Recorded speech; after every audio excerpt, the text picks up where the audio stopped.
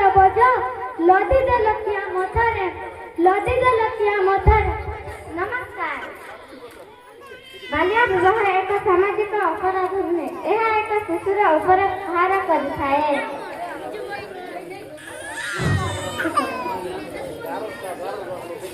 ଆଜି ଆମ ବିଦ୍ୟାଳୟର ଛାତ୍ରଛାତ୍ରୀମାନେ ଅଭିନୟ ମାଧ୍ୟମରେ ଏହି କୁପ୍ରଥାର କଳା ପରଦାକୁ ଉଠେଇବାକୁ ଯାଉଛନ୍ତି। ଏହି ନାଟକ କେବଳ ମନୋରଞ୍ଜନ ପାଇଁ ନୁହେଁ, ଆପଣ ବିବେକକୁ ଏକ ପ୍ରଶ୍ନ ପଚାରିବା ପାଇଁ। ଠିକ୍ କହିଲା ଜୁଲି। ତେବେ ଆସନ୍ତୁ ଆମ ବିଦ୍ୟାଳୟର କୁନି କଳାକାର ମାନଙ୍କ ଠାରୁ ଏକ ସୁନ୍ଦର ନାଟକଟିଏ ଦେଖିବା। ନା ବାଲ୍ୟ ବିବାହ, ନା ଶିଶୁ ଶ୍ରମ, ଶିକ୍ଷା ହିଁ ହେଉଛି ଆମର ଶ୍ରେଷ୍ଠ ଧର୍ମ।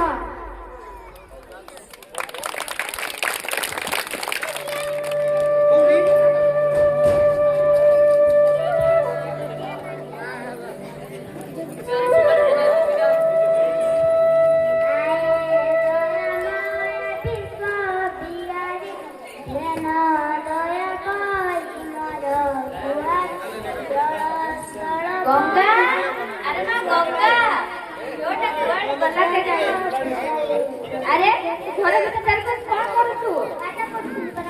ପାଠ କଣ ହବ? ପାଠ ସବୁ ଯାକ ଭୁଲିଛି। ଆସନ୍ତା ଲଗ୍ନ ତୋର ବାହାଘର। କଣ କହିଲୁ ମା? ମୋ ବାହାଘର? ହଁ, ତୋ ବାହାଘର। କଥା ଦେଇଛି ତୋର ବାହାଘର ହବ। ବାହାଘର ଚିନ୍ତା କରୁଛି। ଆରେ ମା ଦେଖ, ଆମେ ହେଲେ ଗରିବ ଗୁରୁବା ଲୋକ, ବାହାଘରରେ ଏତେ ଖର୍ଚ୍ଚ କଣ ଆମେ କରିପାରିବା? ବାବୁଙ୍କ ପୁଅ ଦେଖି ଭାରି ପସନ୍ଦ କରୁଛନ୍ତି, ଆଉ ନୀଳାମ୍ବର ମଧ୍ୟ ତାଙ୍କ ବୋହୂ କରିବାକୁ ରାଜି ଅଛନ୍ତି। ହେଲେ ଏବେ ମୁଁ ପାଠ ପଢୁଛି, ତୁ ଦେଖୁନୁ ସବୁ ପରା ଏଠି ପାଠ ପଢୁଛନ୍ତି। ଆରେ ମା ଦେଖ, ଆମେ ପରା ଗରିବ ଗୁରୁବା ଲୋକ, ଆଉ ଜାଣିଛୁ ନୀଳାମ୍ବର ବାବୁ ଗୋଟେ ବିନା ଯୌତୁକରେ ବାହା କରିବାକୁ ରାଜି ଅଛନ୍ତି। ସେ ପାଠରୁ କଣ ମିଳିବ କହିଲୁ? ବାହା ହେଇଗଲେ ଦେଖି ରାଣୀ ପରାବୁ, ତୋର କିଛି ଅସୁବିଧା ହବନି। ନାଇଁ, ତୁ ତାକୁ ମନା କରିଦେ। ନା, ମୁଁ ତୋ କଥା ଜମା ଶୁଣିବି। ଆସନ୍ତା କିଛିରେ ତୋ ବାହାଘର ହବ। ମୁଁ ତୋ କଥା ମାନେ ଜମା ବାହା ହେବିନି। ମୁଁ ପାଠ ପଢିବି, ନିଜ ଗୋଡ଼ରେ ନିଜେ ଚାହିଁବି, ଗାଁ ପାଇଁ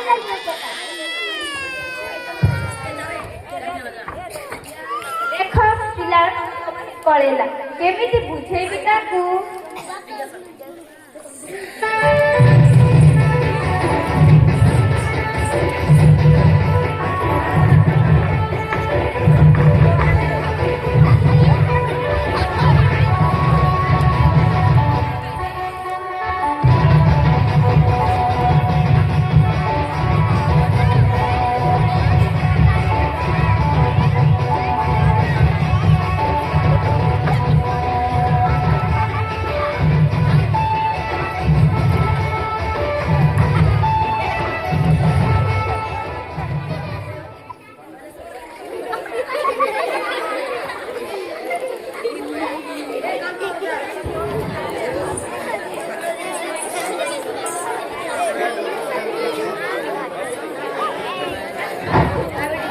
ଆରେ ଆଜି କଣ କାହାର ବାହାଘର କି?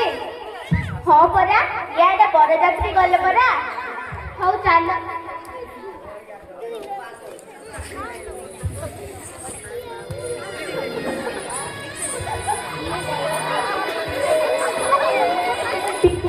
ପଚାରିବା। ଆରେ ପିଲାମାନେ, ତମେ ସବୁ କୁଆଡେ ଯାଉଛ? ଭୋଜି ଖାଇବାକୁ ଯାଇଥିଲୁ। ଗଙ୍ଗାର ବାହାଘର। ତାଙ୍କ ମା ବାପାଙ୍କୁ ବହୁତ ବୁଝେଇଲୁ, କିନ୍ତୁ ସେମାନେ ଆମ ମା ଶୁଣିଲେନି। କଣ ଗଙ୍ଗାର ବାହାଘର? ସେ ଏବେ ଛୋଟ ଅଛି, ସେ ସ୍କୁଲରେ ବି ପଢୁଛି।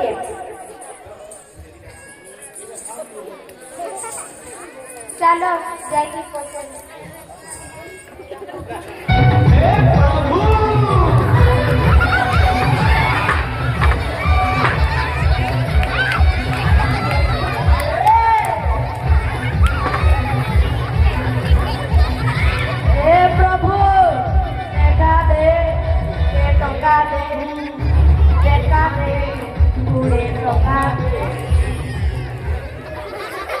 ଚାଲ ନଖା ଯାଉଛନ୍ତି ପଚାର।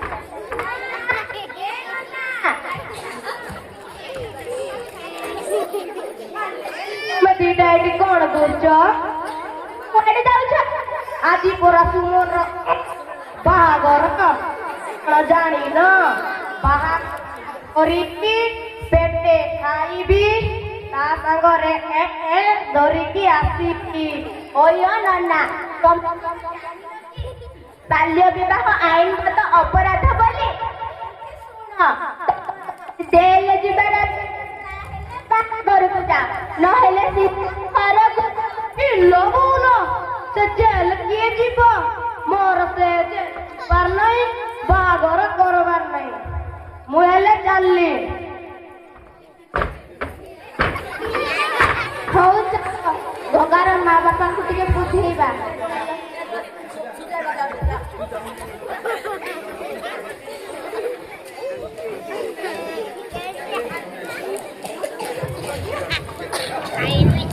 ନନା ଓଏ ଓ ନନା ନନା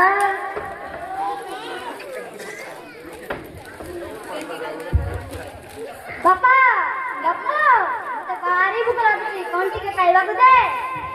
ଆଜି ବାହାଘର ତୁ କଣ ଖାଇବୁ? ତୁ ଆଜି ଖାଇଆ ଉପାସ ରହିବୁ। ଆରେ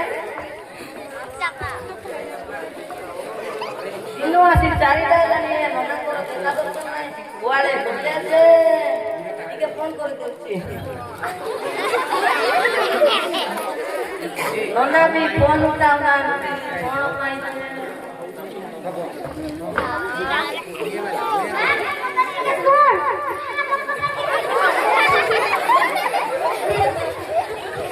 ନା ମୁଁ ତ କଥା ଜମା ଶୁଣିବିନି। ଆଜି ତ ବାହାଘର ହବ ହବ ହବ। ଏତେ ଲେଟ୍ କଣ ଯେ? ଆରେ ତାଙ୍କର ପାଦ ଦେଇ ଜୁହାର କର। ଏଟା ଜନ୍ମ ରାଜ୍ୟ ଥିଲା ବାହା ହବା ବଡ କଷ୍ଟରେ ବୁଝେଇକି ଆଣି। ହଉ ଏଟ ନକରି ହଉ ଚାଲ ଚାଲ। ନନାକୁ ଭଲରେ କହିଥିଲେ ତ?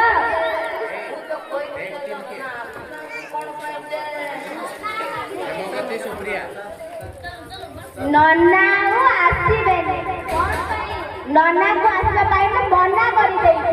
ଏ ବାହାଘର ହେଇପାରିବନି। କାହିଁକି? କଣ ପାଇଁ ହେଇପାରିବନି? ସରକାର ବାଲ୍ୟ ବିବାହକୁ ମନା କରିଛନ୍ତି। ଏ କଥା କଣ ଆପଣ ଜାଣିନାହାନ୍ତି? ଟଙ୍କାର ସାଙ୍ଗମାନଙ୍କ ଠାରୁ ଏ କଥା ଶୁଣି ଆମେ ଏଠାକୁ ଆସିଛୁ। ହଉ ହଉ ଭଲ ହେଲା ନନାକୁ କହିଦେଇଛି ଆସିବେ। ମଧ୍ୟ ଭୋଜି ଖାଇବେ। ତୁମକୁ ଥରେ କଲେ ତୁମେ ଜାଣିପାରୁନ ଏ ବାହାଘର ହେଇପାରିବନି। ଯଦି ନିୟମ ମାନି ତମେ ଏ ବାହାଘର କର ତେବେ ତୁମକୁ ଜରିମାନା ଭୋଗିବାକୁ ପଡିବ। ଏତେ କଥା ଅଛି କାଇଁ ଆମ ବେଳେ ତ ନଥିଲା। ଆପଣ ଯଦି ନ ମାନିବେ ତେବେ ଆମେ ମହିଳା ଓ ଶିଶୁ ବିକାଶ ଅଧିକାରୀ ତଥା ବାଲ୍ୟ ବିବାହ ନିଷେଧକାରୀଙ୍କୁ ଯୋଗାଯୋଗ କରି ଏ ବାହାଘର ବନ୍ଦ କରିଦେବୁ। ଦିଦି ମୁଁ ତ ଜାଣିଛି ବାହାଘର କରିପାରିବି ତେଣୁ ଏଥିରେ ରାଜି ହେଇଗଲି। ତମେ କଣ ଜାଣିନ ଗଙ୍ଗାକୁ ଏତେ ଛୋଟ ବୟସରେ ବାହାଘର କରି ତାକୁ ମୃତ୍ୟୁମୁଖକୁ ଠେଲି ଦଉଛ? ଦିଦି ଦେଖନ୍ତୁ ଝିଅମାନେ ଏବେ ସବୁ କାମ କରୁଛନ୍ତି। କିଏ ଡାକ୍ତର ହେଲାଣି ତ କିଏ ଶିକ୍ଷକ, କିଏ ପୋଲିସ ହେଲାଣି ତ କିଏ ଆକାଶକୁ ଯାଇ ଉଡ଼ିଲେଣି। ଝିଅମାନେ ବି କହୁଥିଲେ ବି କଣ କୁହନ୍ତି ଆମ ଓଡ଼ିଆ ଆଦିବାସୀ ଝିଅ ପରା ଏବେ ଆମ ଦେଶର ରାଷ୍ଟ୍ରପତି। ଯାହା ହଉ ଦିଦି ଆପଣ ଠିକ ସମୟରେ ଆସି ମୋ ଝିଅ ମୋ ପିଲାର ଭବିଷ୍ୟତ ଆପଣ ବଞ୍ଚେଇଦେଲେ ଆଉ ମତେ ବି ଏବେ ମୁଁ ଗଙ୍ଗାକୁ ପାଠ ପଢାଇ ନିଜ ଗୋଡ଼ରେ ଠିଆ କରାଇଛି। ଏଠାରେ ମୁଁ ମୁକ୍ତ କଣ୍ଠରେ କହିବାକୁ ଚାହେଁ ଏଠାରେ ଥିବା ସମସ୍ତ ବାପା ମାମାନଙ୍କୁ ଅନୁରୋଧ କେହି ହେଲେ କି ନିଜ ପିଲାର ବାଲ୍ୟ ବିବାହ କରାନ୍ତି ନାହିଁ କି ସେମାନଙ୍କ ଭବିଷ୍ୟତ ନଷ୍ଟ କରାନ୍ତି ନାହିଁ।